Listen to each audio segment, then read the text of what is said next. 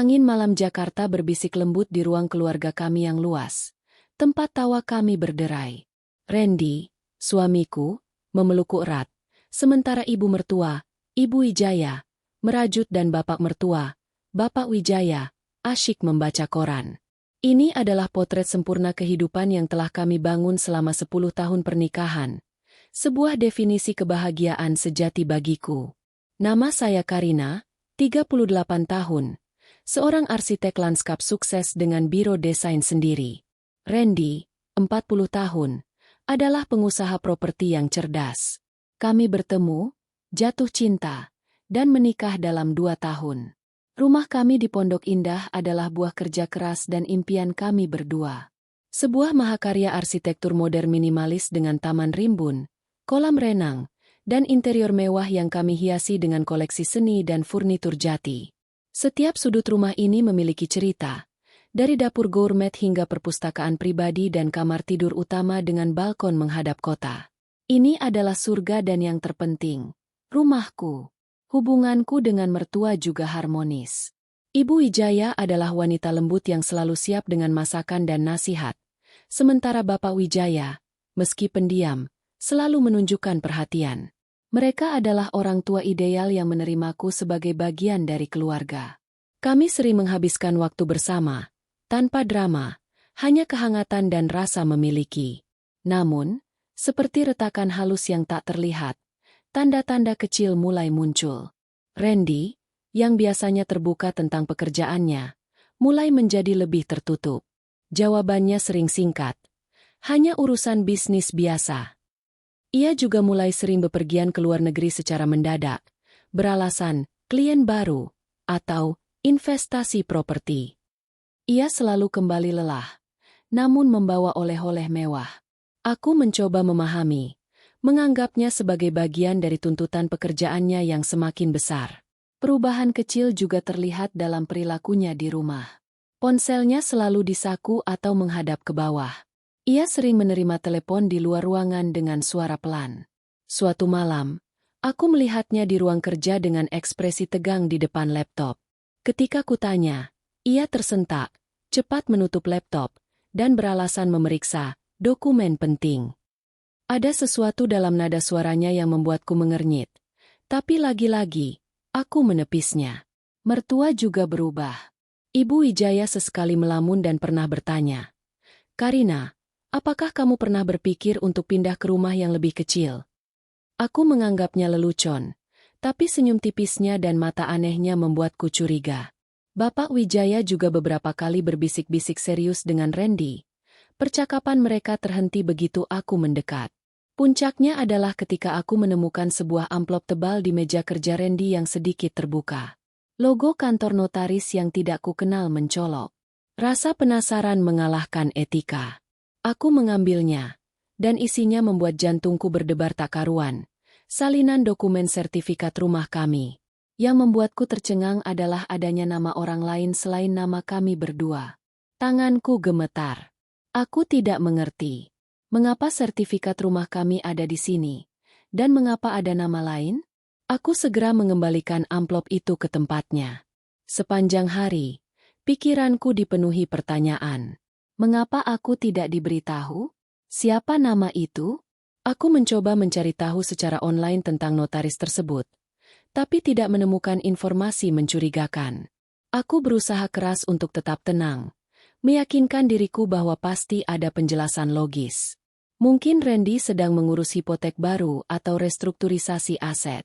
Tapi firasat buruk itu terus menghantuiku. Seperti awan gelap yang perlahan menyelimuti langit cerah. Malam itu, saat makan malam, aku mencoba mengungkitnya dengan santai. Randy, aku melihat ada amplop dari notaris di mejamu. Ada apa? Apa ada proyek baru? Randy mengangkat kepalanya. Ekspresinya sedikit menegang. Oh, itu. Hanya beberapa urusan legal untuk proyek baru di Surabaya. Tidak penting untukmu, sayang. Ia tersenyum, tapi kali ini terasa sedikit dipaksakan. Ibu Wijaya yang duduk di seberangku, tiba-tiba menjatuhkan sendoknya. Wajahnya sedikit pucat. Aku menatapnya, lalu kembali ke Randy. Ada sesuatu yang tidak beres. Ada rahasia yang disimpan, dan aku merasa, entah bagaimana, rahasia itu berhubungan dengan rumah ini. Malam-malam berikutnya, tidurku tidak nyenyak. Aku mulai memperhatikan setiap detail. Cara Randy menghindari tatapanku, cara mertua mengubah topik pembicaraan tentang renovasi rumah, atau bahkan cara tukang kebun terlihat canggung. Aku mulai merasa seperti seorang detektif di rumahku sendiri. Suatu sore, saat aku sedang bekerja di taman, aku melihat sebuah mobil mewah berhenti di depan gerbang. Seorang pria dan wanita berpakaian rapi keluar, melihat-lihat rumah dari luar, bahkan mengambil beberapa foto. Ketika aku mendekat untuk bertanya, mereka langsung masuk ke mobil dan pergi dengan tergesa-gesa. Aku merasa ada sesuatu yang tidak beres. Apakah mereka calon pembeli? Tapi pembeli apa? Rumah ini tidak dijual. Perasaan tidak enak itu kini bukan lagi bisikan, melainkan teriakan keras di dalam benakku. Aku mulai merasa terisolasi, seolah ada dinding tak terlihat yang dibangun di sekelilingku, memisahkan aku dari kebenaran. Randy dan mertua, orang-orang yang paling kucintai dan kupercayai, kini terasa seperti orang asing yang menyimpan rahasia besar. Aku tahu, jauh di lubuk hatiku, bahwa ada sesuatu yang sangat salah. Dan aku harus mencari tahu apa itu, sebelum semuanya terlambat. Aku tidak tahu apa yang akan kutemukan, tapi aku siap menghadapi kebenaran, seburuk apapun itu. Setelah insiden mobil hitam misterius itu, kegelisahan Karina berubah menjadi keyakinan kuat. Pikiran tentang sertifikat rumah dengan nama asing di meja Randy, tatapan aneh Ibu Wijaya, dan bisikan tersembunyi antara Randy dan Bapak Wijaya, semuanya menuntut jawaban. Karina tahu, ia harus mencari tahu kebenaran. Naluri seorang istri dan pemilik rumah ini berteriak bahwa ada sesuatu yang sangat tidak beres. Pencarian informasinya dimulai secara rahasia. Karina tidak ingin Randy atau mertuanya curiga. Ia memulai dengan memeriksa amplop notaris di meja kerja Randy. Ia memotret setiap halaman dokumen dengan ponselnya. Nama asing yang tertera adalah PT Gria Jaya Abadi, sebuah perusahaan properti yang tidak pernah Randy sebutkan. Pencarian online tidak memberikan informasi mencurigakan terkait rumahnya. Selanjutnya, Karina memperhatikan kebiasaan Randy. Ia sering menggunakan laptopnya di malam hari, selalu terkunci. Karina mencoba menebak kata sandi, tapi gagal. Ia tahu Randy sering meninggalkan laptopnya dalam mode sleep. Karina memutuskan memanfaatkan celah itu. Suatu malam, sekitar pukul 2 dini hari, Randy terbangun untuk minum. Karina, yang sudah terjaga, pura-pura tidur. Begitu Randy keluar kamar, Karina segera bangkit. Jantungnya berdebar kencang. Ia menyelinap ke ruang kerja Randy, menemukan laptopnya yang masih menyala. Dengan jari gemetar, ia membuka browser history. Di sanalah, ia menemukan beberapa situs web properti terkemuka. Beberapa tab terbuka menampilkan daftar properti mewah di Pondok Indah. Dan salah satunya, dengan foto-foto interior dan eksterior yang sangat familiar, adalah rumah mereka. Darah Karina seolah berhenti mengalir. Gambar-gambar itu, sudut-sudut yang ia kenal, taman yang ia desain, kolam renang tempatnya bersantai. Semua terpampang jelas dengan tulisan, dijual, di bawahnya. Harga yang tertera membuat Karina hampir pingsan. Ini nyata. Rumahnya, surga yang ia bangun dengan cinta, sedang dijual. Dan ia sama sekali tidak tahu. Karina buru-buru memotret layar laptop itu, menyimpan bukti tak terbantahkan. Ia juga melihat beberapa email terbuka. Ada korespondensi dengan agen properti bernama Bapak Surya. Email itu membahas jadwal open house, penawaran harga, dan rencana kunjungan pembeli potensial. Yang paling mencengangkan, draft perjanjian jual-beli yang mencantumkan nama Randy dan mertuanya sebagai penjual, dan PT Gria Jaya Abadi sebagai pembeli. Nama Karina tidak ada di sana. Tangannya gemetar hebat. Rasa dikhianati itu menghantamnya seperti ombak raksasa. Randy, suaminya, telah melakukan ini bersama orang tuanya. Bagaimana bisa? Mengapa? Air mata mulai mengalir deras. Namun ia menahannya. Ia harus kuat. Ia harus berpikir jernih. Karina kembali ke kamar tidur. Hatinya hancur. Ia menatap Randy yang tidur pulas. Pria yang ia nikahi telah menikamnya dari belakang. Ia merasa mual. Ia tidak bisa tidur lagi. Keesokan harinya, Karina mencoba bersikap biasa saja, meskipun batinnya bergejolak. Ia harus mengumpulkan lebih banyak bukti. Ia teringat percakapan Ibu Wijaya tentang pindah ke rumah yang lebih kecil. Itu bukan lelucon. Itu adalah petunjuk. Karina memutuskan mengunjungi kantor notaris yang tertera di dokumen. Ia beralasan mengurus dokumen properti pribadi. Di sana, ia mencoba mengorek informasi. Ketika Karina menyebut nama Randy dan PT Gria Jaya Abadi, staf itu tampak terkejut. Oh, Bapak Randy yang itu? Beliau baru saja menyelesaikan transaksi besar di sini, Bu. Sangat cepat dan lancar. Karina menahan napas. Staf itu menolak memberikan detail. Tapi konfirmasi, transaksi besar, itu semakin memperkuat kecurigaannya. Tidak puas, Karina menghubungi agen properti Bapak Surya. Ia memperkenalkan diri sebagai calon pembeli yang tertarik dengan properti di Pondok Indah. Bapak Surya antusias menjelaskan beberapa properti, termasuk rumah Karina. Rumah di Jalan Anggrek itu, Bu, sangat eksklusif. Pemiliknya ingin menjual cepat karena ada urusan mendesak. Karina menahan emosinya. Besok ada jadwal open house jam 10 pagi. Saya bisa atur untuk Anda. Karina setuju. Ia merasa seperti menonton film horor. Besok, ia akan datang ke rumahnya sendiri sebagai calon pembeli. Ini adalah puncak ironi yang menyakitkan. Pagi harinya, Karina mengenakan pakaian tidak mencolok, kacamata hitam besar, dan topi lebar. Ia tidak ingin dikenali. Ia tiba di depan rumahnya tepat pukul 10. Beberapa mobil sudah terparkir, dan beberapa orang sudah di dalam, didampingi Bapak Surya. Karina melangkah masuk. Jantungnya berdegup kencang. Ia melihat rumahnya dari sudut pandang yang berbeda. Setiap detail yang ia cintai, kini terasa asing dan menyakitkan. Ia mendengar Bapak Surya menjelaskan fitur-fitur rumah dengan bangga. Ini adalah kolam renang pribadi. Taman yang dirancang oleh arsitek lanskap ternama. Karina hampir tersedak. Ia adalah arsitek lanskap itu. Ia berjalan ke dapur, melihat Randy dan Ibu Wijaya berbicara dengan pasangan paruh baya. Mereka tersenyum, menjelaskan tentang rumah itu. Randy bahkan menunjuk ke arah taman, tempat Karina berdiri. Karina bersembunyi di balik pilar besar, mengamati mereka. Ia melihat Randy menyerahkan brosur kepada pasangan itu. Karina mendengar percakapan Randy. Ya, kami memang ingin menjualnya cepat. Ada proyek besar di luar negeri yang membutuhkan modal besar, kata Randy. Kami sudah tidak terlalu sering di rumah ini, jadi rasanya lebih baik dilepaskan. Ibu Wijaya mengangguk setuju, menambahkan.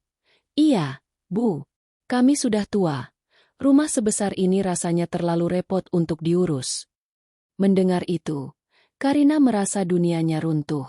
Mereka berbohong. Mereka menjual rumah ini dengan alasan palsu. Seolah-olah ia tidak ada. Air mata kembali menggenang. Tapi ia menahannya. Ia harus tetap kuat. Ia harus mendapatkan semua bukti. Ia berpura-pura tertarik pada beberapa detail arsitektur. Mengambil beberapa foto. Ia bahkan sempat berpapasan dengan Randy di koridor. Randy meliriknya sekilas, tapi tidak mengenalinya. Ia hanya tersenyum sopan, menganggap Karina sebagai salah satu calon pembeli. Ironi itu begitu menusuk. Setelah sekitar 1 jam mengamati dan mengumpulkan informasi, Karina meninggalkan rumah itu. Ia merasa hampa, namun juga dipenuhi amarah. Ia memiliki bukti. Foto-foto dari laptop Randy, konfirmasi dari notaris, dan pengalamannya sendiri di open house. Kebenaran itu kini terpampang jelas, menyakitkan dan tak terbantahkan. Ia mengemudi tanpa tujuan. Air mata membasahi pipinya. Semua kenangan indah di rumah itu kini terasa seperti ilusi. Tawa, pelukan, janji-janji, semuanya terasa hampa. Randy, suaminya, telah mengkhianatinya dengan cara paling keji. Dan mertuanya adalah kaki tangan dalam pengkhianatan ini. Karina memarkir mobilnya di taman sepi. Ia mengeluarkan ponselnya, menatap foto-foto bukti. Ini bukan lagi soal kecurigaan. Ini adalah konfirmasi. Ia telah dikhianati. Dan pengkhianatan ini melibatkan aset terbesar mereka. Di tengah rasa sakit yang luar biasa, sebuah tekad kuat muncul. Ia tidak akan membiarkan ini begitu saja. Ia tidak akan membiarkan mereka lolos. Rumah ini adalah bagian dari dirinya, bagian dari kerja kerasnya, dan bagian dari impiannya. Ia akan memperjuangkannya. Ia akan membawa mereka ke pengadilan. Tidak peduli seberapa sulitnya, ia akan mencari keadilan. Ini adalah janji yang ia buat pada dirinya sendiri, di bawah langit Jakarta yang mulai mendung. Malam itu, rumah mewah di Pondok Indah terasa dingin bagi Karina. Setiap sudut yang dulu hangat, kini dipenuhi bayangan pengkhianatan. Randy pulang larut, senyumnya seperti topeng. Ibu dan Bapak Wijaya sudah tidur, tak menyadari badai yang akan datang. Karina duduk di ruang kerjanya yang gelap, menatap bukti di ponselnya. Foto layar laptop Randy, email agen properti, dan yang paling menyakitkan, foto rumahnya sendiri di situs penjualan properti. Amarah dan rasa sakit bergolak di dadanya. Pagi harinya, suasana sarapan terasa tegang. Randy sibuk dengan ponselnya. Ibu Wijaya menyiapkan teh, dan Bapak Wijaya membaca koran. Karina mencoba menelan sarapannya, tapi tenggorokannya tercekat. Randy, Karina memulai. Suaranya berusaha setenang mungkin, meskipun tangannya gemetar. Ada yang ingin aku bicarakan. Randy mengangkat kepala, alisnya terangkat. Ada apa, sayang? Pagi-pagi sudah serius begitu. Karina menarik napas dalam-dalam.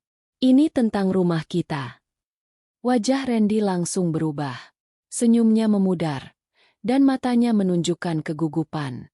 Ibu Wijaya menjatuhkan teko kecil, memercikan air panas ke meja. Bapak Wijaya menurunkan korannya, menatap Randy dan Karina bergantian. Ada apa dengan rumah kita, Karina? Tanya Randy, suaranya sedikit lebih keras. Karina meletakkan ponselnya di meja. Layarnya menampilkan foto rumah mereka di situs properti. Ini. Apa ini, Randy? Mata Randy melebar. Ia menatap foto itu, lalu ke Karina, lalu ke orang tuanya yang kini menatapnya panik. Wajahnya memerah, dan ia tampak kehilangan kata-kata. Jelaskan padaku, Randy, desak Karina. Suaranya kini bergetar. Mengapa rumah kita dijual? Dan mengapa aku tidak tahu apa-apa tentang ini? Randy tergagap. Karina, ini ada kesalahpahaman. Kesalahpahaman. Karina tertawa pahit. Aku melihatnya dengan mata kepalaku sendiri. Randy, aku melihat rumah ini diiklankan di internet. Aku melihat emailmu dengan agen properti. Aku bahkan datang ke open house kemarin, dan aku mendengarmu dan ibu menjelaskan kepada calon pembeli bahwa kalian ingin menjualnya karena ada proyek besar di luar negeri, dan terlalu repot untuk diurus. Randy bangkit dari kursinya. Wajahnya tidak bisa lagi menyembunyikan kepanikannya. Dengar, Karina, aku bisa jelaskan. Jelaskan? Apa yang bisa kau jelaskan, Randy? Karina berdiri, menatapnya tajam. Bagaimana bisa kau menjual rumah kita, rumah yang kita bangun bersama, tanpa sepengetahuanku? Dan kalian berdua.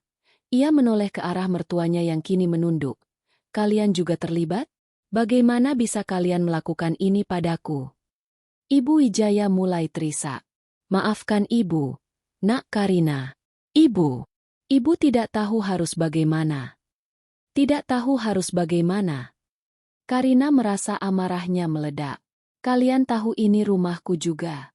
Kalian tahu aku punya hak atas rumah ini. Bagaimana bisa kalian mengkhianatiku seperti ini?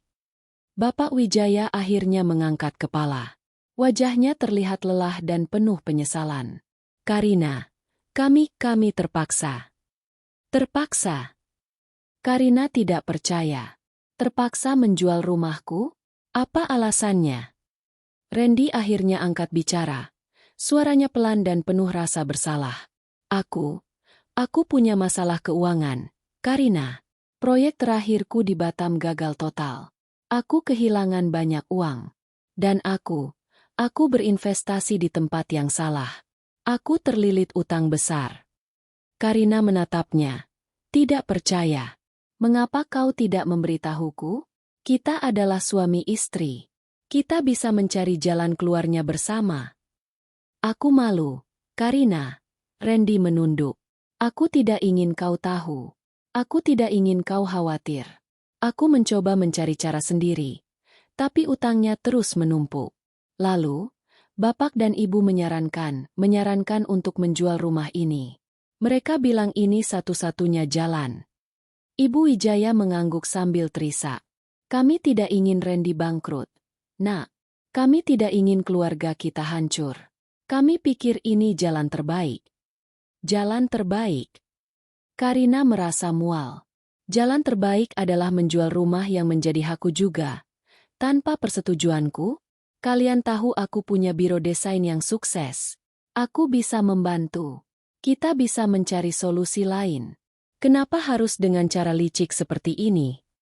Pembeli itu, PT Gria Jaya Abadi, mereka menawarkan harga yang sangat tinggi, Karina. Kata Randy, berusaha membela diri. Mereka ingin segera membeli. Dan mereka tidak ingin ada masalah legal yang rumit. Jadi, kami terpaksa melakukannya secara diam-diam. Terpaksa. Karina mengulangi kata itu, penuh kepahitan. Kalian memalsukan tanda tanganku? Atau kalian menggunakan cara lain untuk mengesampingkan hakku? Randy terdiam. Bapak Wijaya yang menjawab. Kami menggunakan surat kuasa yang pernah kau tanda tangani dulu, Karina. Surat kuasa umum untuk mengurus properti. Karina teringat. Beberapa tahun lalu, Randy memintanya menandatangani dokumen, termasuk surat kuasa umum, dengan alasan mempermudah administrasi. Ia menandatanganinya tanpa membaca detailnya, karena percaya penuh pada Randy. Kepercayaan itu kini terasa seperti pisau yang menusuknya. Kalian memanfaatkan kepercayaanku. Suara Karina nyaris tidak terdengar, penuh rasa sakit. Kalian menggunakan surat kuasa itu untuk menjual rumahku sendiri. Randy mencoba mendekat, tapi Karina mundur. Karina, kumohon ini demi kita. Demi masa depan kita. Aku akan melunasinya. Aku janji. Kita bisa beli rumah baru, yang lebih kecil, yang lebih mudah diurus. Rumah baru. Karina menatapnya dengan mata berkaca-kaca. Kau pikir aku bisa hidup di rumah baru setelah semua ini? Kau pikir aku bisa mempercayaimu lagi setelah kau melakukan pengkhianatan sekeji ini? Air mata yang selama ini ia tahan, akhirnya tumpah ruah. Ia tidak bisa lagi menahannya. Rasa sakit, amarah, kekecewaan, semuanya bercampur aduk. Rumah ini bukan hanya bangunan. Ini adalah simbol dari kehidupan yang ia impikan, dari cinta yang ia percaya, dari keluarga yang ia sayangi. Dan kini, semuanya hancur. Ibu Wijaya mendekat, mencoba memeluknya, tapi Karina menghindar. Jangan sentuh aku, Bu. Bagaimana bisa kalian melakukan ini? Kalian tahu betapa aku mencintai rumah ini. Kalian tahu betapa aku bekerja keras untuk ini. Kami minta maaf. Nak Karina, isak Ibu Wijaya. Kami tidak punya pilihan lain. Pilihan lain selalu ada, teriak Karina. Kalian bisa bicara padaku. Kalian bisa jujur. Tapi kalian memilih untuk berbohong, untuk menipu, untuk mengkhianati. Randy mencoba menjelaskan lagi. Karina, pembeli itu, mereka sudah membayar uang muka yang besar. Transaksi hampir selesai. Jika kita membatalkannya, kita akan rugi besar. Aku akan semakin terlilit utang. Jadi, demi utangmu, kau rela menjual rumahku dan menghancurkan kepercayaanku. Karina menatapnya dengan jijik. Aku tidak peduli seberapa besar utangmu. Aku tidak peduli seberapa banyak uang muka yang sudah mereka bayar. Rumah ini adalah hakku. Dan aku tidak akan membiarkan kalian mengambilnya begitu saja. Suasana di ruang makan menjadi dingin dan sunyi, hanya diisi oleh isak tangis Ibu Wijaya dan napas berat Karina. Randy dan Bapak Wijaya terdiam. Aku akan memperjuangkan ini, kata Karina, suaranya tegas, meskipun air mata masih mengalir. Aku akan membawa kalian ke pengadilan. Aku akan memastikan keadilan ditegakkan. Randy mengangkat kepalanya, terkejut. Pengadilan? Karina, jangan lakukan ini. Ini akan menghancurkan kita semua. Kalian yang menghancurkan kita, Randy, jawab Karina. Matanya menyala dengan tekad. Kalian yang menghancurkan kepercayaanku, menghancurkan pernikahan kita, menghancurkan segalanya. Dan aku tidak akan membiarkan kalian lolos begitu saja. Pintu kamar utama tertutup dengan suara gedebuk, memisahkan Karina dari kehidupan yang ia kenal. Ia merosot ke lantai. Air mata mengalir deras. Pengkhianatan. Kata itu berulang kali bergaung di benaknya. Dari Randy dan mertuanya. Rumah ini, yang dulunya sarangnya, kini terasa seperti sangkar yang terkunci. Karina bangkit. Langkahnya gontai menuju balkon. Angin malam yang sejuk tak mampu mendinginkan bara amarah dan kesedihan di dadanya. Ia memandang ke bawah, ke arah taman yang ia desain dengan penuh cinta. Setiap sudut, setiap tanaman, kini terasa seperti ejekan. Bagaimana bisa semua ini dijual? Pikirannya kalut. Ia tidak bisa berpikir jernih. Satu-satunya hal yang ia rasakan adalah kehampaan yang mencekik. Rumah ini adalah hasil dari keringatnya, dari setiap desain lanskap yang ia ciptakan. Dan kini, semuanya lenyap, dijual diam-diam untuk menutupi kebangkrutan suaminya. Ia mencoba menghubungi teman-temannya, namun urung.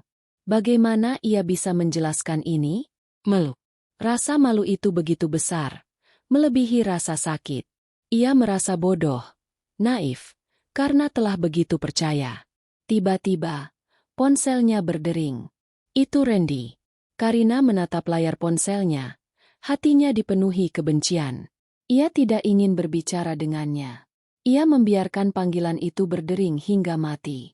Tak lama kemudian, pesan masuk dari Randy. Karina, kumohon, kita harus bicara. Ini tidak seperti yang kau pikirkan. Aku bisa jelaskan semuanya. Jangan gegabah. Kita bisa selesaikan ini baik-baik. Karina hanya membaca pesan itu, lalu melempar ponselnya ke tempat tidur. Baik-baik? Setelah semua ini, tidak ada lagi kata baik-baik di antara mereka. Kepercayaan telah hancur. Ia mulai memikirkan konsekuensi dari semua ini. Jika rumah ini benar-benar telah dijual, kemana ia akan pergi? Semua tabungannya terikat pada biro desainnya, dan sebagian besar asetnya adalah rumah ini. Ia akan menjadi tunawisma setelah hidup dalam kemewahan bertahun-tahun. Bahkan lebih dari itu, ia memikirkan reputasinya. Sebagai seorang arsitek lanskap yang dikenal, bagaimana ia akan menjelaskan situasi ini kepada kliennya, kepada rekan-rekannya? Rasa takut itu mulai merayapi dirinya. Ia berjalan mondar-mandir di kamar. Ia melihat foto pernikahannya di meja nakas. Senyum bahagia mereka berdua. Itu adalah senyum kebohongan, pikirnya. Air matanya kembali mengalir. Kali ini disertai isak tangis yang keras. Ia meraih bingkai foto itu, hampir saja membantingnya. Namun ia menahan diri. Tidak ada gunanya menghancurkan barang. Yang harus ia hancurkan adalah kebohongan ini. Di tengah kekacauan emosional itu, sebuah pikiran perlahan mulai terbentuk. Sebuah pikiran yang dingin dan jernih. Menyerah? Menangis dan meratapi nasib? Ia tidak akan membiarkan mereka lolos begitu saja. Ia tidak akan membiarkan mereka menginjak-injak haknya, harga dirinya, dan kerja kerasnya. Ia mengingat semua yang telah ia lalui untuk mencapai titik ini. Dari seorang gadis muda dengan mimpi besar, hingga menjadi arsitek lanskap yang dihormati. Ia telah membangun biro desainnya dari nol, mengatasi setiap rintangan. Ia bukan wanita lemah yang akan menyerah begitu saja. Tidak, bisiknya pada dirinya sendiri. Suaranya serak namun penuh tekad. Aku tidak akan membiarkan ini terjadi. Ia mulai memikirkan langkah selanjutnya. Pengadilan. Kata itu terngiang di kepalanya. Itu adalah satu-satunya jalan. Ia harus memperjuangkan haknya, bahkan jika itu berarti harus melawan suami dan mertuanya sendiri di depan umum. Rasa malu itu masih ada, tapi kini tertutup oleh amarah yang membara dan tekad yang kuat. Ia tahu ini tidak akan mudah. Proses hukum akan panjang, melelahkan, dan mungkin sangat mahal. Ia juga tahu bahwa ini akan menghancurkan nama baik Randy dan mertuanya, bahkan mungkin nama baiknya sendiri. Tapi ia tidak punya pilihan. Jika ia tidak berjuang, ia akan kehilangan segalanya. Lebih dari sekadar rumah, ia akan kehilangan martabatnya. Karina mengambil ponselnya lagi. Ia membuka galeri foto, menatap bukti-bukti yang ia kumpulkan. Ini adalah senjatanya. Ia harus menyusun strategi. Ia harus mencari pengacara terbaik yang bisa ia temukan. Seseorang yang tidak hanya cerdas secara hukum, tetapi juga memahami kompleksitas emosional dari kasus ini. Ia mulai mencari kontak di ponselnya. Ia teringat seorang teman lama dari Fakultas Hukum, Maya. Maya adalah seorang pengacara yang tangguh dan dikenal karena integritasnya. Karina dan Maya sudah lama tidak bertemu, tapi ia tahu Maya adalah orang yang tepat untuk situasi ini. Dengan tangan gemetar, Karina menekan nomor Maya. Panggilan itu berdering beberapa kali sebelum akhirnya dijawab. Halo, Karina? Astaga, sudah lama sekali. Ada apa? Tumben sekali meneleponku malam-malam begini. Suara Maya terdengar ceria, kontras dengan suasana hati Karina. Maya, suara Karina serak. Aku butuh bantuanmu. Aku punya masalah besar. Maya segera menyadari ada sesuatu yang tidak beres. Karina, kau baik-baik saja? Suaramu kenapa? Tidak, aku tidak baik-baik saja, jawab Karina. Air mata kembali mengalir. Rumahku dijual oleh Randy dan mertuaku. Tanpa sepengetahuanku. Ada keheningan panjang di ujung telepon. Maya terdiam. Apa? Karina, kau tidak bercanda, kan? Aku tidak bercanda.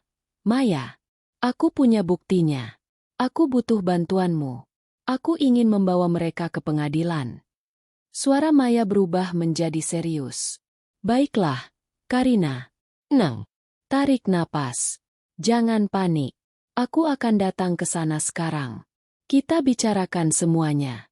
Jangan lakukan apa-apa sampai aku tiba. Karina merasa sedikit lega mendengar suara tegas Maya. Setidaknya, ia tidak sendirian. Ada seseorang yang bisa ia percaya. Ia menutup telepon, lalu berjalan ke kamar mandi. Ia membasuh wajahnya dengan air dingin, menatap pantulannya di cermin. Matanya bengkak dan merah, tapi ada kilatan tekad di dalamnya. Ini adalah awal dari pertempuran. Ia tidak tahu apa yang akan terjadi, tapi ia tahu satu hal, ia tidak akan mundur. Ia akan berjuang untuk rumahnya, untuk haknya, dan untuk dirinya sendiri. Di lantai bawah, Randy dan mertuanya masih duduk di ruang makan, terdiam dalam ketakutan. Mereka tidak menyadari bahwa di atas sana, Karina telah membuat keputusan yang akan mengubah hidup mereka semua selamanya. Keputusan untuk melawan, untuk mencari keadilan, tidak peduli seberapa besar harga yang harus dibayar. Kekacauan emosional telah berubah menjadi tekad yang membara, dan Karina siap untuk menghadapi siapapun yang berani menginjak-injak haknya. Malam itu, Karina menunggu Maya dengan jantung berdebar, berusaha terlihat tegar. Ketika bel pintu berbunyi, ia segera membukanya. Maya, wanita karir tangguh dengan sorot mata tajam, berdiri di ambang pintu, wajahnya serius namun empati. Karina, sapa Maya, langsung memeluk sahabatnya erat. Masuk, Mei. Jawab Karina. Suaranya serak. Mereka duduk di ruang tamu.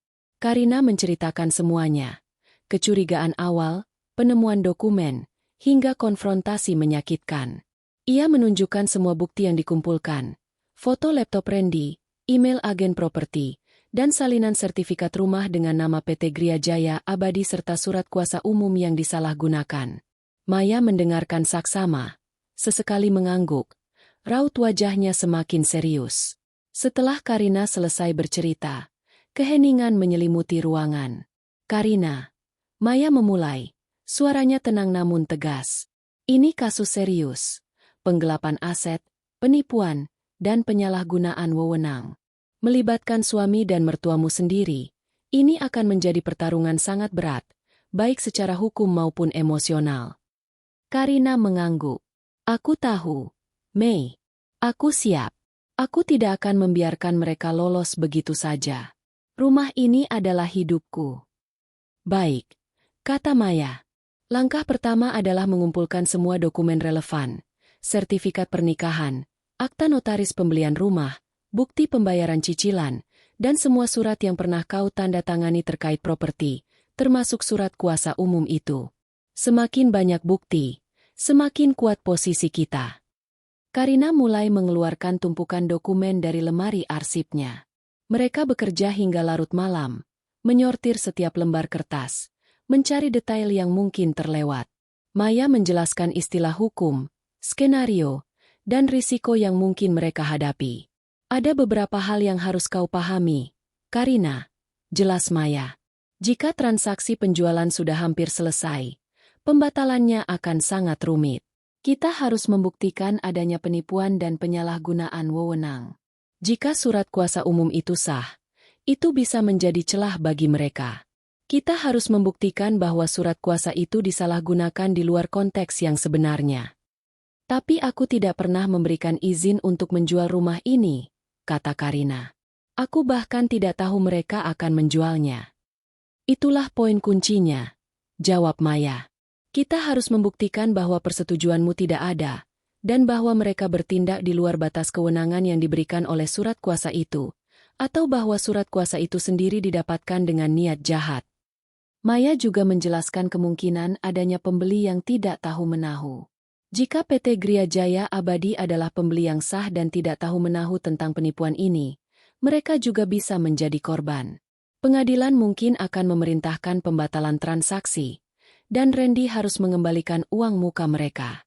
Jika ia tidak bisa, itu akan menjadi masalah lain. Karina merasa pusing mendengar kompleksitas ini, namun tekadnya tidak goyah. Aku akan melakukan apapun, Mei. Aku hanya ingin keadilan. Bagus, kata Maya. Kita akan mulai dengan mengajukan gugatan perdata ke pengadilan negeri. Kita akan menuntut pembatalan akta jual beli, pengembalian hak milik atas namamu, dan ganti rugi atas kerugian material dan imaterial yang kau alami. Beberapa hari berikutnya adalah neraka bagi Karina. Ia harus tetap tinggal di rumah yang sama dengan Randy dan mertuanya, berpura-pura seolah tidak terjadi apa-apa di depan umum, namun dalam hati, ia membangun dinding es di antara mereka. Randy mencoba berkali-kali berbicara dengannya, meminta maaf, namun Karina menolak. Kepercayaannya sudah hancur lebur. Sementara itu, Karina dan Maya sibuk mengumpulkan lebih banyak bukti. Mereka mengunjungi kantor Badan Pertanahan Nasional, BPN, untuk memeriksa status sertifikat rumah.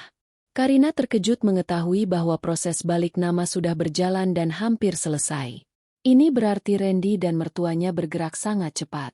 Maya juga menyarankan Karina mencari saksi.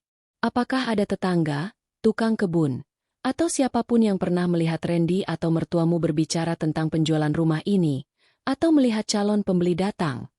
Karina teringat insiden mobil hitam misterius dan tukang kebun yang terlihat canggung. Ia memutuskan berbicara dengan Pak Budi, tukang kebun yang sudah bekerja di rumahnya selama lebih dari 15 tahun.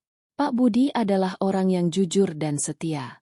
Pak Budi, kata Karina suatu sore, saat Randy dan mertunya tidak ada di rumah. Saya ingin bertanya sesuatu. Bapak pernah melihat orang-orang datang melihat-lihat rumah ini? Pak Budi tampak ragu, menunduk. Maaf, Bu Karina. Saya disuruh Bapak Randy untuk tidak memberitahu Ibu. Hati Karina mencelos. Jadi Bapak tahu? Pak Budi mengangguk pelan. Iya, Bu. Beberapa kali ada orang datang, melihat-lihat. Ada juga yang dari agen properti. Bapak Randy bilang ini untuk proyek baru. Bu, saya tidak tahu kalau ini rumah Ibu.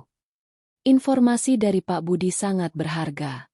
Itu adalah kesaksian langsung yang menguatkan klaim Karina bahwa penjualan ini dilakukan secara diam-diam. Maya juga menyarankan Karina berbicara dengan notaris yang mengurus transaksi. Namun, notaris itu menolak memberikan informasi dengan alasan kerahasiaan klien. Tidak masalah, kata Maya. Kita akan memanggilnya sebagai saksi di pengadilan. Proses pengajuan gugatan memakan waktu beberapa minggu. Maya dan timnya menyusun berkas gugatan yang tebal, merinci setiap detail penipuan dan penyalahgunaan wewenang. Mereka juga mengajukan permohonan sita jaminan atas rumah tersebut, agar rumah tidak dapat dialihkan kepemilikannya selama proses hukum berlangsung. Ini adalah langkah krusial untuk melindungi hak Karina. Pada hari pengajuan gugatan, Karina merasa campur aduk. Ada rasa takut, tapi juga ada rasa lega. Akhirnya, ia mengambil langkah nyata untuk memperjuangkan dirinya. Ia tahu, setelah ini, tidak ada jalan kembali. Hubungannya dengan Randy dan mertuanya sudah pasti hancur total. Tapi ia tidak peduli. Keadilan harus ditegakkan. Surat panggilan pengadilan akhirnya sampai di tangan Randy dan mertuanya. Reaksi mereka sangat beragam. Randy terlihat sangat terkejut dan panik. Ia mencoba menelepon Karina berulang kali, mengirim pesan, bahkan datang ke biro desainnya, memohon agar Karina membatalkan gugatan itu. Karina, ini akan menghancurkan kita. Reputasi kita akan hancur. Kumohon, kita bisa selesaikan ini di luar pengadilan. Karina hanya menatapnya dingin. Terlambat. Randy, kau sudah menghancurkan segalanya. Sekarang, biarkan hukum yang bicara. Ibu Wijaya, di sisi lain, tampak sangat terpukul. Ia sering menangis, memohon maaf kepada Karina, mengatakan bahwa ia tidak tahu akan jadi seperti ini. Bapak Wijaya terlihat lebih tenang, namun wajahnya menunjukkan kekalahan. Mereka mencoba meyakinkan Karina bahwa mereka tidak bermaksud jahat, bahwa mereka hanya ingin membantu Randy keluar dari masalah keuangan. Namun, Karina tidak lagi percaya pada kata-kata mereka.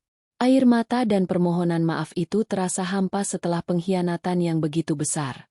Ia tahu bahwa mereka hanya menyesal karena tertangkap, bukan karena perbuatan mereka. Maya menasihati Karina untuk tidak terpengaruh. Ini adalah taktik mereka. Karina, mereka akan mencoba membuatmu merasa bersalah, agar kau menarik gugatan. Tetaplah pada pendirianmu.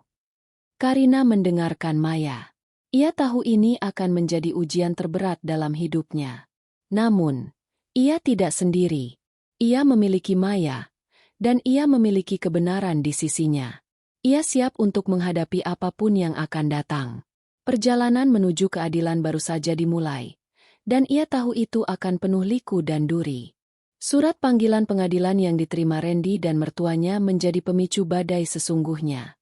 Rumah yang dulunya hangat, kini berubah menjadi medan perang dingin. Randy, yang semula mencoba membujuk Karina dengan permohonan maaf, kini menunjukkan sisi gelapnya. Ia marah, frustrasi, dan merasa terpojok. Kau gila, Karina, teriak Randy suatu malam. Kau benar-benar akan membawa ini ke pengadilan? Kau tahu apa dampaknya bagi kita? Bagi reputasiku? Bagi keluargaku? Karina menatapnya tenang. Dampak? Kau seharusnya memikirkan dampaknya saat kau menjual rumahku di belakang punggungku. Randy, reputasimu? Kau yang menghancurkannya sendiri. Ini akan menjadi aib. Randy membanting tangannya ke meja. Semua orang akan tahu. Klien-klienku, rekan-rekan mereka akan menjauhiku. Dan kau pikir aku tidak memikirkan aib itu? Karina membalas. Aku, seorang arsitek lanskap yang dikenal, harus menghadapi kenyataan bahwa suamiku sendiri menipuku dan menjual rumahku? Siapa yang lebih malu di sini? Randy. Ibu Wijaya dan Bapak Wijaya mencoba menengahi, namun percuma. Ketegangan antara Karina dan Randy sudah mencapai puncaknya. Randy bahkan mengancam akan membongkar rahasia Karina jika ia tidak menarik gugatan. Namun, ancaman itu justru menguatkan tekad Karina. Ia tidak punya apa-apa lagi untuk disembunyikan. Proses hukum resmi dimulai dengan sidang pertama. Karina datang ke pengadilan ditemani Maya. Di sisi lain, Randy dan mertuanya datang dengan pengacara mereka, seorang pria parubaya dengan wajah angkuh. Suasana di ruang sidang mencekam. Karina mencoba untuk tidak menatap Randy dan mertuanya, namun ia bisa merasakan tatapan mereka yang penuh kebencian dan keputusasaan. Sidang pertama adalah tahap mediasi. Hakim mediator mencoba mencari jalan tengah, mendorong kedua belah pihak untuk mencapai kesepakatan damai. Bagaimana jika Bapak Randy mengembalikan uang muka pembeli dan membatalkan penjualan? Usul hakim. Dan Ibu Karina mencabut gugatan. Randy dan pengacaranya keberatan. Yang mulia, klien kami sudah terlanjur menerima uang muka yang besar. Jika dibatalkan, klien kami akan mengalami kerugian finansial yang sangat besar, bahkan bisa bangkrut. Dan bagaimana dengan hak Ibu Karina atas rumah ini? Tanya Maya tegas. Rumah ini adalah harta bersama, dan penjualan dilakukan tanpa persetujuan sah dari klien kami. Ini jelas merupakan tindakan penipuan dan penyalahgunaan wewenang. Karina menatap Randy. Aku tidak akan mencabut gugatan, Yang Mulia.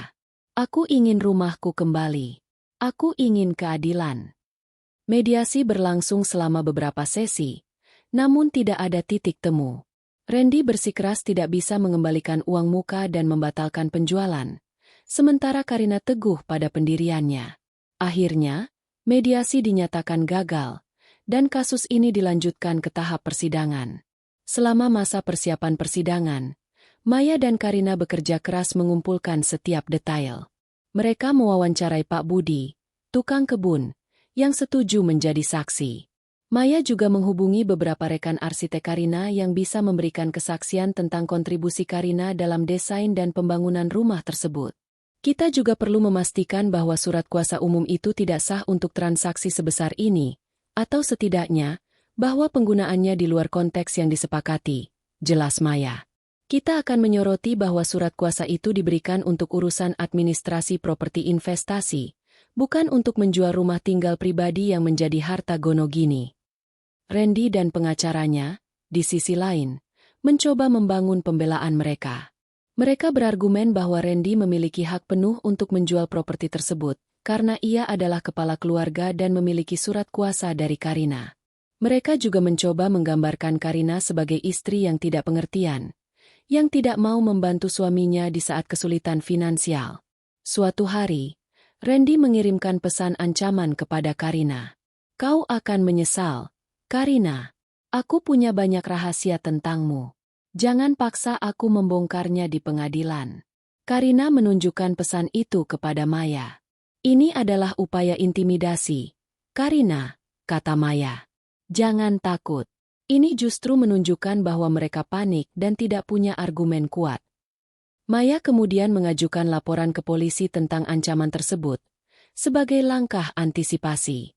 Ia juga memastikan Karina memiliki perlindungan. Tekanan emosional yang dirasakan Karina semakin besar. Setiap hari, ia harus menghadapi tatapan sinis dari Randy dan mertuanya di rumah. Suasana di rumah menjadi sangat dingin. Nyaris tidak ada komunikasi. Randy sering pulang larut malam. Ibu Wijaya sering terlihat menangis di dapur, dan Bapak Wijaya semakin pendiam. Karina juga mulai merasakan dampaknya pada pekerjaannya. Konsentrasinya buyar, dan ia sering merasa lelah. Beberapa kliennya mulai bertanya tentang masalah pribadinya, karena berita tentang gugatan itu mulai menyebar. Namun, Karina berusaha profesional, menjelaskan bahwa ia sedang menghadapi masalah keluarga yang kompleks, namun tidak akan mengganggu kualitas pekerjaannya. Di tengah semua kekacauan ini, Maya menjadi satu-satunya pilar bagi Karina. Maya tidak hanya menjadi pengacaranya, tetapi juga sahabat, pendengar, dan penasihat. Ia selalu mengingatkan Karina tentang tujuan akhirnya, keadilan. Ingat, Karina, kata Maya suatu malam, ini bukan hanya tentang rumah. Ini tentang prinsip, tentang hakmu, tentang integritas. Jangan biarkan mereka menginjak-injak itu. Kata-kata Maya menguatkan Karina. Ia tahu ini akan menjadi pertarungan panjang, namun ia tidak akan menyerah. Ia telah kehilangan kepercayaan, cinta, dan mungkin sebagian dari masa lalunya. Tapi ia tidak akan kehilangan masa depannya. Ia akan berjuang sampai titik darah penghabisan untuk mendapatkan kembali apa yang menjadi haknya. Proses hukum yang panjang dan melelahkan baru saja dimulai, dan Karina siap menghadapi setiap liku-likunya. Hari persidangan tiba. Ruang sidang dipenuhi suasana tegang. Karina duduk di samping Maya, berusaha terlihat tenang. Di seberang, Randy duduk dengan wajah tegang, diapit oleh pengacaranya dan kedua orang tuanya yang tampak murung. Beberapa kerabat dan teman dekat mereka juga hadir. Hakim memasuki ruangan, dan semua orang berdiri. Setelah formalitas pembukaan, persidangan dimulai. Maya, sebagai kuasa hukum Karina, memulai dengan memaparkan gugatan mereka. Ia menjelaskan secara rinci bagaimana Randy, dengan bantuan orang tuanya, telah menjual rumah mewah yang merupakan harta Gonogini tanpa sepengetahuan dan persetujuan Karina, dengan menyalahgunakan surat kuasa umum. Yang mulia, kata Maya dengan suara lantang, klien kami, Ibu Karina, adalah pemilik sah atas setengah dari properti ini. Penjualan properti ini dilakukan secara diam-diam, melanggar hak-haknya. Kami memiliki bukti kuat berupa email, catatan transaksi, dan kesaksian yang akan membuktikan adanya unsur penipuan dan penyalahgunaan wewenang. Pengacara Randy kemudian mengajukan pembelaannya.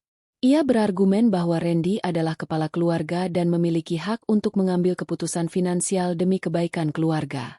Ia juga menekankan bahwa Randy memiliki surat kuasa umum yang ditandatangani oleh Karina, yang menurutnya memberikan kewenangan penuh. Yang mulia, kata pengacara Randy, klien kami, Bapak Randy, berada dalam kondisi finansial yang sangat sulit. Penjualan properti ini adalah upaya terakhir untuk menyelamatkan keluarga dari kebangkrutan. Ibu Karina, sebagai istri, seharusnya mendukung suaminya di masa sulit ini, bukan malah memperkeruh suasana dengan gugatan yang tidak berdasar. Karina merasa darahnya mendidih. Ia ingin berteriak, namun Maya menahannya. Sesi pembuktian dimulai. Maya memanggil saksi pertama mereka, Pak Budi, tukang kebun. Pak Budi memberikan kesaksian dengan jujur dan lugu. Ia menceritakan bagaimana ia melihat orang-orang asing datang melihat-lihat rumah, dan bagaimana Randy memintanya untuk tidak memberitahu Karina. Ia juga menceritakan percakapan Randy tentang rumah yang siap dijual. Pengacara Randy mencoba menyudutkan Pak Budi. Bapak Budi, apakah Bapak yakin bahwa Bapak tidak salah dengar? Mungkin Bapak Randy sedang membicarakan properti lain. Tidak, Pak. Jawab Pak Budi dengan mantap. Saya dengar jelas. Bapak Randy menunjuk rumah ini. Dan orang-orang itu juga melihat-lihat di dalam rumah ini. Kesaksian Pak Budi memberikan dampak yang signifikan, karena ia adalah saksi netral. Selanjutnya, Maya memanggil seorang ahli properti yang menjelaskan tentang prosedur standar penjualan properti bersama, yang mewajibkan persetujuan kedua belah pihak. Ahli tersebut juga menguatkan bahwa surat kuasa umum tidak serta-merta memberikan hak untuk menjual properti utama tanpa persetujuan spesifik. Pihak Randy kemudian memanggil saksi mereka. Salah satunya adalah notaris yang mengurus akta jual beli. Notaris tersebut bersaksi bahwa semua prosedur dilakukan sesuai hukum, dan bahwa ia menerima surat kuasa yang sah dari Karina. Apakah Anda memastikan bahwa Ibu Karina mengetahui dan menyetujui penjualan ini secara langsung? Tanya Maya kepada notaris. Notaris itu ragu sejenak. Saya berasumsi bahwa Bapak Randy telah mendapatkan persetujuan dari Ibu Karina, mengingat adanya surat kuasa umum tersebut. Asumsi. Maya menekan. Anda tidak melakukan konfirmasi langsung kepada klien kami, Ibu Karina. Notaris itu akhirnya mengakui bahwa ia tidak melakukan konfirmasi langsung kepada Karina. Ini menjadi celah penting bagi pihak Karina. Randy juga memberikan kesaksiannya.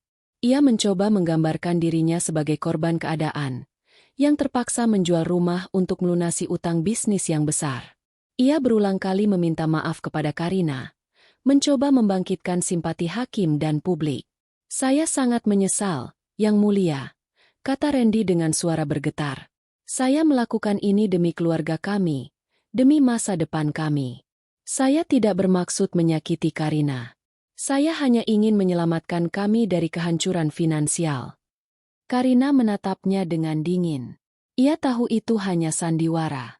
Ibu Wijaya juga memberikan kesaksian. Ia menangis, memohon belas kasihan, dan mengatakan bahwa ia dan suaminya hanya ingin membantu putra mereka. Kami hanya ingin yang terbaik untuk Randy dan Karina. Kami tidak tahu bahwa ini akan menjadi masalah sebesar ini. Selama persidangan, Karina menghadapi tekanan mental dan emosional yang luar biasa. Setiap kata, setiap argumen, setiap tatapan dari Randy dan mertuanya terasa seperti tusukan. Ada momen-momen di mana ia merasa lelah, ingin menyerah. Namun, setiap kali ia melihat Maya di sampingnya, atau mengingat kembali bagaimana rumahnya dijual diam-diam, tekadnya kembali menguat. Ia juga harus menghadapi sorotan media. Kasus ini menarik perhatian media massa. Berita tentang drama rumah mewah tersebar luas. Karina harus menghadapi pertanyaan-pertanyaan dari wartawan. Maya selalu melindunginya, memberikan pernyataan singkat dan tegas. Di tengah semua itu, Karina juga menerima dukungan dari teman-teman dekatnya. Dukungan ini sangat berarti bagi Karina, mengingatkannya bahwa ia tidak sendirian. Persidangan berlangsung selama berminggu-minggu, dengan sesi yang panjang dan melelahkan. Setiap hari adalah pertarungan. Namun, Karina tidak gentar. Ia telah memutuskan untuk berjuang, dan ia akan berjuang sampai akhir. Ia tahu kebenaran ada di pihaknya, dan ia percaya pada keadilan. Persidangan telah berjalan selama beberapa minggu, dan suasana di ruang sidang semakin memanas. Pihak Randy terus berupaya menyudutkan Karina, mencoba menggambarkan dirinya sebagai istri yang tidak peduli dan egois. Namun, Maya, dengan kecerdasan dan ketajamannya, selalu berhasil mematahkan argumen mereka. Titik balik dalam persidangan terjadi pada salah satu sesi pembuktian yang paling krusial. Maya memanggil seorang saksi tak terduga, Nyonya Amelia, mantan sekretaris Randy yang baru saja mengundurkan diri. Nyonya Amelia adalah seorang wanita parubaya yang tenang dan tampak sedikit gugup saat bersaksi. Nyonya Amelia, Maya memulai. Selama Anda bekerja sebagai sekretaris Bapak Randy, apakah Anda pernah mendengar atau melihat hal-hal yang berkaitan dengan penjualan rumah di Pondok Indah? Nyonya Amelia menarik napas dalam-dalam. Iya, Bu pengacara. Saya pernah mendengar percakapan Bapak Randy dengan Bapak Wijaya dan Ibu Wijaya tentang penjualan rumah itu. Pengacara Randy langsung menyela. Keberatan, Yang Mulia. Kesaksian ini tidak relevan dan hanya berdasarkan desas-desus. Keberatan ditolak, kata hakim. Saksi dipersilakan melanjutkan. Nyonya Amelia melanjutkan. Suaranya sedikit bergetar. Beberapa bulan yang lalu, Bapak Randy mengadakan pertemuan rahasia dengan orang tuanya di kantor. Saya diminta untuk tidak mencatat apapun. Tapi saya tidak sengaja mendengar beberapa bagian percakapan mereka. Apa yang Anda dengar? Tanya Maya. Mereka membicarakan tentang utang Bapak Randy yang sangat besar. Lalu, Bapak Wijaya menyarankan untuk menjual rumah di Pondok Indah. Bapak Randy awalnya ragu, karena itu adalah rumah Ibu Karina juga. Tapi Bapak Wijaya bersikeras, mengatakan bahwa mereka bisa menggunakan surat kuasa umum yang pernah ditandatangani Ibu Karina. Ruang sidang hening. Randy menatap Nyonya Amelia dengan mata melotot. Wajahnya pucat pasi. Ibu Wijaya menutup mulutnya dengan tangan. Terkejut. Apakah Anda mendengar mereka membicarakan tentang persetujuan Ibu Karina? Tanya Maya lagi. Tidak, Bu. Jawab Nyonya Amelia. Justru sebaliknya. Bapak Randy sempat mengatakan. Bagaimana dengan Karina? Dia pasti tidak akan setuju. Lalu Bapak Wijaya menjawab. Kita gunakan saja surat kuasa itu. Karina tidak akan tahu sampai semuanya selesai. Lagi pula, dia terlalu sibuk dengan pekerjaannya. Kesaksian Nyonya Amelia seperti bom yang meledak di ruang sidang. Itu adalah bukti langsung tentang niat jahat dan konspirasi untuk menipu Karina. Pengacara Randy mencoba menyudutkan Nyonya Amelia, menuduhnya berbohong karena dendam pribadi setelah dipecat. Namun, Nyonya Amelia dengan tenang membantah tuduhan itu, mengatakan bahwa ia mengundurkan diri dan hanya ingin mengungkapkan kebenaran. Tidak hanya itu, Maya juga berhasil mendapatkan rekaman CCTV dari lobi kantor notaris yang mengurus akta jual beli. Rekaman itu menunjukkan Randy dan mertuanya datang ke kantor notaris tanpa Karina. Meskipun tidak ada suara, gambar itu menguatkan argumen bahwa Karina tidak hadir dan tidak memberikan persetujuan langsung. Situasi berbalik 180 derajat. Pihak Randy yang semula terlihat percaya diri, kini tampak terpojok. Pengacara mereka berulang kali mencoba menggali celah dalam kesaksian Nyonya Amelia. Namun Nyonya Amelia tetap pada keterangannya. Setelah kesaksian Nyonya Amelia, hakim meminta kedua belah pihak untuk mengajukan kesimpulan. Maya menyampaikan kesimpulan yang sangat kuat, merangkum semua bukti yang telah mereka kumpulkan, penyalahgunaan surat kuasa, penjualan diam-diam, dan kesaksian yang menguatkan adanya penipuan. Yang mulia, Maya menutup kesimpulannya.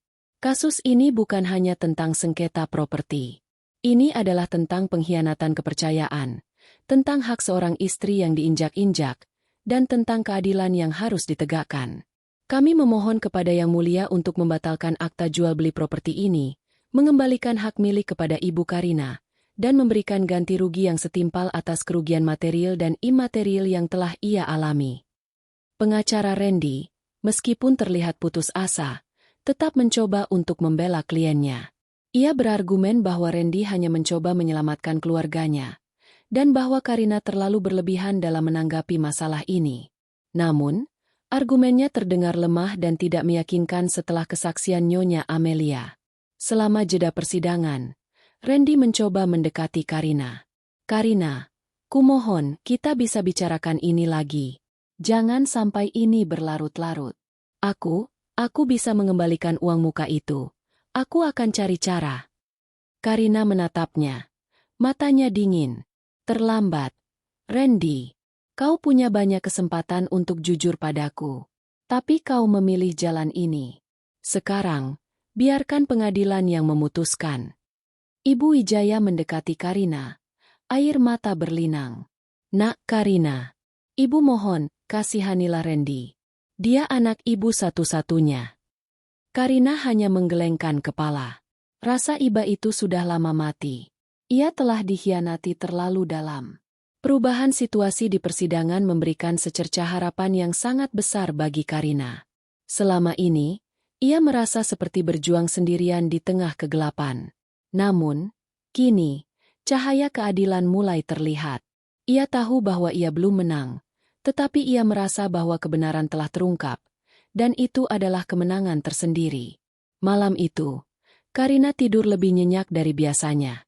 Beban di pundaknya terasa sedikit terangkat. Ia tahu bahwa putusan hakim akan segera dibacakan, dan ia siap untuk menerima apapun hasilnya. Ia telah melakukan yang terbaik, dan ia telah memperjuangkan haknya. Apapun yang terjadi, ia akan menerima dan memulai babak baru dalam hidupnya.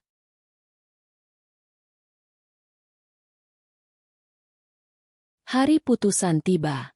Ruang sidang dipenuhi lebih banyak orang dari biasanya.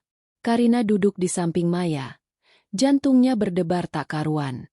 Ini adalah momen yang akan menentukan nasibnya, nasib rumahnya, dan masa depannya. Di seberang, Randy, Ibu Wijaya, dan Bapak Wijaya tampak tegang. Wajah mereka menunjukkan kecemasan yang mendalam. Hakim memasuki ruangan, dan semua orang berdiri. Setelah keheningan yang panjang dan mencekam, hakim mulai membacakan putusan. Suara hakim terdengar jelas dan tegas. Setiap kata seolah bergema di seluruh ruangan. Setelah mempertimbangkan dengan seksama semua bukti dan kesaksian yang diajukan oleh kedua belah pihak, hakim memulai. Majelis hakim memutuskan bahwa gugatan penggugat, Ibu Karina, adalah dikabulkan sebagian. Karina menahan napas. Dikabulkan sebagian? Apa artinya itu? Hakim melanjutkan. Majelis hakim menemukan bahwa penjualan properti di Jalan Anggrek, Pondok Indah, yang dilakukan oleh tergugat, Bapak Randy, dengan bantuan Bapak Wijaya dan Ibu Wijaya, kepada PT Gria Jaya Abadi, adalah tidak sah secara hukum karena dilakukan tanpa persetujuan sah dari penggugat, Ibu Karina, sebagai pemilik bersama atas properti tersebut. Seketika, bisikan-bisikan terdengar di seluruh ruangan. Wajah Randy memucat, sementara Ibu Wijaya mulai terisak. Oleh karena itu, lanjut Hakim, Majelis Hakim memerintahkan pembatalan akta jual beli atas properti tersebut dan memerintahkan pengembalian hak milik properti atas nama penggugat, Ibu Karina, dan tergugat, Bapak Randy, sesuai dengan status harta gonogini. Karina merasakan gelombang lega yang luar biasa. Air mata kebahagiaan mulai menggenang di matanya. Rumahnya. Ia mendapatkan rumahnya kembali. Namun, Hakim belum selesai. Meskipun demikian, Majelis Hakim juga mempertimbangkan bahwa tergugat, Bapak Randy, berada dalam tekanan finansial yang berat, dan bahwa PT Gria Jaya Abadi adalah pembeli yang beritikat baik dan tidak mengetahui adanya masalah internal antara penggugat dan tergugat. Oleh karena itu, kata Hakim, Majelis Hakim memerintahkan tergugat, Bapak Randy, untuk mengembalikan seluruh uang muka yang telah diterima dari PT Gria Jaya Abadi, ditambah dengan ganti rugi atas kerugian yang dialami PT Gria Jaya Abadi akibat pembatalan transaksi ini. Selain itu, Hakim lanjutkan, Majelis Hakim juga memerintahkan tergugat, Bapak Randy, untuk membayar ganti rugi imaterial kepada penggugat, Ibu Karina, atas tekanan mental dan emosional yang telah dialami akibat tindakan tergugat. Putusan itu adalah kemenangan besar bagi Karina. Ia mendapatkan kembali rumahnya, dan Randy harus bertanggung jawab atas tindakannya. Meskipun ada rasa pahit karena harus melihat Randy menanggung konsekuensi finansial yang besar, Karina tahu bahwa ini adalah harga yang harus dibayar untuk keadilan. Setelah Hakim selesai membacakan putusan, palu diketuk, menandakan akhir persidangan. Maya langsung memeluk Karina erat. Kita berhasil, Karina. Kita berhasil. Karina membalas pelukan itu. Air mata kebahagiaan dan kelegaan membasahi pipinya. Terima kasih, Mei. Terima kasih banyak. Di sisi lain, Randy terlihat hancur. Ia menunduk. Tidak berani menatap siapapun. Ibu Wijaya dan Bapak Wijaya menangis terseduh-seduh, mendekati Randy, mencoba menenangkannya. Pengacara Randy tampak kecewa, namun tetap berusaha profesional. Awak media segera menyerbu, mengerumuni Karina dan Maya. Maya memberikan pernyataan singkat kepada media, menjelaskan bahwa putusan ini adalah kemenangan bagi keadilan dan hak-hak perempuan. Karina sendiri terlalu emosional untuk berbicara banyak. Ia hanya tersenyum tipis, merasa campur aduk antara kelegaan dan kesedihan. Konsekuensi hukum bagi Randy dan mertuanya sangat jelas. Randy harus mencari cara untuk mengembalikan uang muka yang besar kepada PT Gria Jaya Abadi, ditambah ganti rugi. Ini berarti ia harus menjual aset-aset lainnya, atau bahkan menghadapi kebangkrutan yang lebih parah. Reputasinya sebagai pengusaha properti juga hancur. Berita tentang kasus ini akan menyebar luas, dan kemungkinan besar ia akan kehilangan banyak klien dan rekan bisnis. Bagi Ibu Wijaya dan Bapak Wijaya, meskipun tidak ada hukuman pidana, mereka harus menanggung beban moral dan sosial. Nama baik mereka tercoreng, dan hubungan mereka dengan Karina, menantu yang pernah mereka sayangi, hancur tak bersisa. Karina meninggalkan gedung pengadilan dengan perasaan campur aduk. Ia telah mendapatkan kembali rumahnya. Namun ia juga kehilangan pernikahannya dan hubungannya dengan keluarga suaminya. Harga yang harus dibayar untuk keadilan ini sangat mahal. Malam itu, Karina kembali ke rumahnya. Rumah itu terasa berbeda. Bukan lagi tempat yang dipenuhi bayangan pengkhianatan, melainkan tempat di mana keadilan telah ditegakkan. Namun, rumah itu juga terasa kosong. Randy dan mertuanya tidak ada di sana. Mereka telah pergi, mungkin untuk mencari tempat tinggal lain, atau untuk menghadapi konsekuensi dari perbuatan mereka. Karina berjalan mengelilingi rumahnya, menyentuh setiap dinding, setiap furnitur. Ini adalah rumahnya. Sekali lagi, ia telah berjuang untuknya, dan ia telah menang. Namun, kemenangan ini terasa pahit. Ia tahu bahwa perjalanan untuk menyembuhkan luka batinnya masih panjang. Tetapi ia juga tahu bahwa ia telah mengambil langkah pertama yang penting menuju babak baru dalam hidupnya. Setelah putusan pengadilan, kehidupan Karina memasuki babak baru yang penuh tantangan, namun juga harapan. Rumahnya memang telah kembali ke tangannya, namun keheningan yang ditinggalkan oleh kepergian Randy dan mertuanya terasa memekakan. Dinding-dinding yang dulu penuh tawa kini terasa kosong, memantulkan kesendiriannya. Minggu-minggu pertama setelah persidangan adalah masa pemulihan emosional yang intens. Karina sering menghabiskan waktu di taman, merawat tanaman-tanaman yang dulu ia desain dengan penuh cinta. Aktivitas fisik itu membantunya menyalurkan energi negatif dan memfokuskan pikirannya. Ia juga mulai melakukan terapi dengan seorang psikolog untuk mengatasi trauma pengkhianatan dan kehancuran pernikahannya. Proses ini tidak mudah, penuh air mata dan pengakuan jujur tentang rasa sakit yang ia rasakan. Namun, perlahan, ia mulai merasakan beban di hatinya terangkat. Maya, sahabat sekaligus pengacaranya, terus menjadi pilar dukungan yang tak tergantikan. Mereka sering bertemu, bukan lagi untuk membahas strategi hukum, melainkan untuk sekadar mengobrol, makan malam, atau menonton film. Maya membantunya melewati masa-masa sulit, mengingatkannya akan kekuatan yang ada dalam dirinya. "Kau sudah melewati badai terburuk, Karina," kata Maya suatu sore. "Sekarang saatnya untuk membangun kembali." Karina mulai memikirkan rencana masa depannya. Rumah ini, meskipun menyimpan kenangan pahit, juga merupakan simbol kemenangannya. Ia memutuskan untuk tidak menjualnya. Sebaliknya, ia ingin merenovasinya, memberikan sentuhan baru yang mencerminkan dirinya yang baru, yang lebih kuat dan mandiri. Ia ingin menghapus jejak-jejak masa lalu yang menyakitkan, dan menggantinya dengan energi positif. Ia mulai merancang ulang beberapa bagian interior, mengubah tata letak furnitur, dan menambahkan beberapa sentuhan warna yang lebih cerah. Ia juga berencana untuk membuat sebuah studio kecil di salah satu sudut taman, tempat ia bisa bekerja dan berkreasi dengan tenang. Proses renovasi ini menjadi semacam terapi baginya, sebuah cara untuk menuangkan energi kreatifnya dan membangun sesuatu yang baru dari puing-puing. Karir Karina juga mulai bangkit kembali. Meskipun sempat terpengaruh oleh berita tentang kasusnya, integritas dan profesionalismenya sebagai arsitek lanskap tidak diragukan. Beberapa klien lama kembali, dan ia juga mendapatkan proyek-proyek baru yang menantang. Ia semakin fokus pada pekerjaannya, menuangkan semua energinya untuk menciptakan desain-desain yang indah dan bermakna. Biro desainnya semakin berkembang, dan ia mulai mempekerjakan lebih banyak staf. Hubungannya dengan Randy dan mertuanya benar-benar terputus. Randy, setelah putusan pengadilan, mencoba menghubungi Karina beberapa kali, namun Karina menolak untuk berbicara dengannya. Ia tahu bahwa ia perlu jarak untuk menyembuhkan diri. Randy menghadapi konsekuensi finansial yang berat. Aset-asetnya disita untuk melunasi utang dan ganti rugi kepada PT Gria Jaya Abadi. Bisnisnya hancur, dan ia harus memulai dari nol.